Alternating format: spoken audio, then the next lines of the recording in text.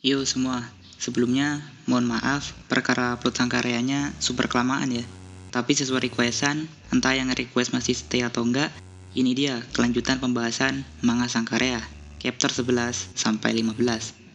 Perempuan bule kemarin yang datang ke rumah Furuya ini namanya adalah Darin. Katanya, Darin adalah mantan asisten Profesor Boyle alias kakeknya Furuya. Sewaktu mereka mengadakan penelitian zombie di sebuah tempat yang mereka sebut Pulau Selatan. Bahkan, peliharaannya pun si burung hantu ini ternyata adalah zombie juga. Dan kenapa selama ini Furuya baru tahu mengenai penelitian zombie ini, walaupun ternyata si kakek termasuk ke dalam tim penelitian itu, ya karena memang penelitian zombie ini sifatnya super rahasia. Dalam sekali analisis, Darin bisa langsung tahu kalau Rhea bukan lagi manusia, melainkan zombie. Awalnya, Darin mengira kalau si kakeklah yang menjadikan Rhea zombie. Namun, Furuya lalu menyangkal bahwa dialah yang telah merubah Rhea menjadi zombie, sekaligus memberikan penegasan kalau sekali-kali dia tidak akan mau membiarkan Rhea dijadikan bahan penelitian oleh Darin.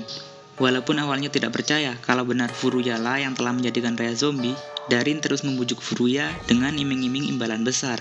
Karenanya, Furuya menjelaskan lebih jauh bahwa dia merubah Rhea menjadi zombie secara tidak sengaja dan tak memiliki tujuan untuk menjadikan Rhea objek percobaan atau penelitian semacamnya. Untuk itu, Darin nampak mengubah strateginya dengan perlahan-lahan mengajak Rhea yang polos itu untuk menjadi temannya.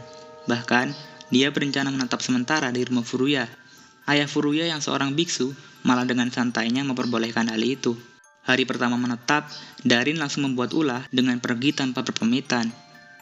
Dikira pergi kemana, tiba-tiba Rhea bertemu Darin di sekolahnya, lengkap dengan seragam baru, selayaknya murid yang baru pindahan. Untuk itu, Rhea mendapat tugas dari gurunya untuk membawa Darin berkeliling, sekedar untuk mengenalkan kawasan sekolah itu. Karena bosan dengan pembawaan Rhea, Darin kemudian melakukan hal yang tak terduga, dengan meloncat ke atap gedung dari bangunan lain. Melihat itu, Rhea yang merasa punya tanggung jawab untuk mengawasi Darin, kemudian juga ikut melompat. Selain itu, Rhea juga heran bagaimana bisa Darin meloncat dengan jarak bangunan yang sekian jauhnya. Ternyata, jawabannya adalah sama, seperti halnya Rhea yang kini telah menjadi zombie, di mana limiter atau pembatas otaknya telah dimatikan, sehingga tubuhnya tidak lagi memiliki batasan untuk digunakan, yang tentunya berbeda dari manusia normal. Tapi kan Darin bukan zombie. Yap, karena memang Darin hanya memanfaatkan hasil penelitiannya saja dengan memasukkan sejumlah racun zombie ke dalam tubuhnya. Ya, kurang lebih sama seperti waktu Furuya ditusuk ayah Rhea. Waktu itu, tubuh Furuya terinfeksi racun zombie Rhea, sehingga untuk sementara waktu itu, dia juga kehilangan limiter otaknya.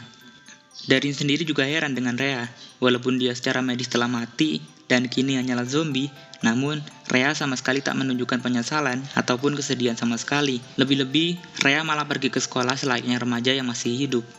Di sisi lain, Furuya yang berada di kelasnya seakan mendapat firasat perkara Rhea yang tengah berada dalam masalah.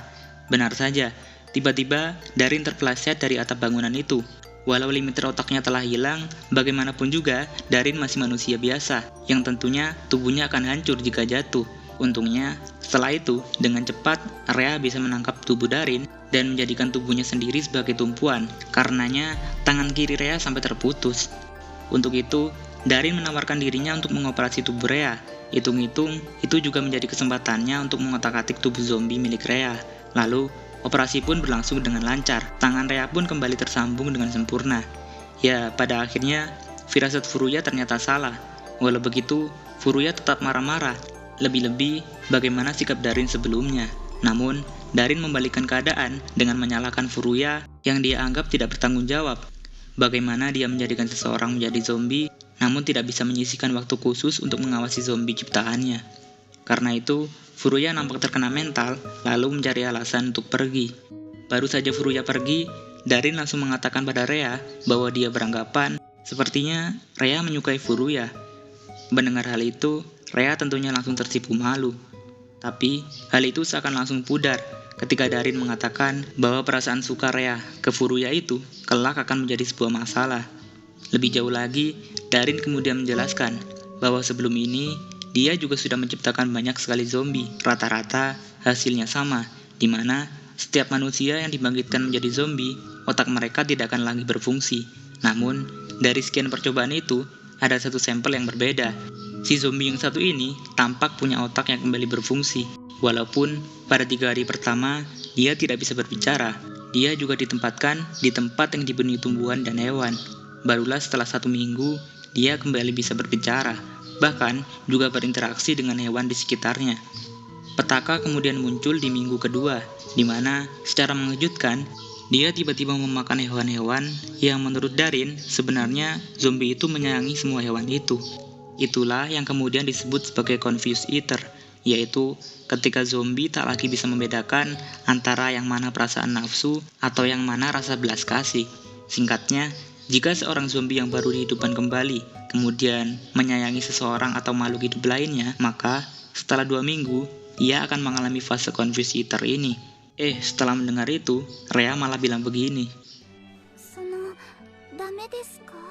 Beralih setelah itu, ketika Furuya sedang berjalan berdua bareng Rhea, lagi-lagi Rhea seakan kembali kehilangan kesadarannya, di mana Rhea mencengkram pundak Furuya dengan sangat erat, dan hampir saja dia menggigit leher Furuya.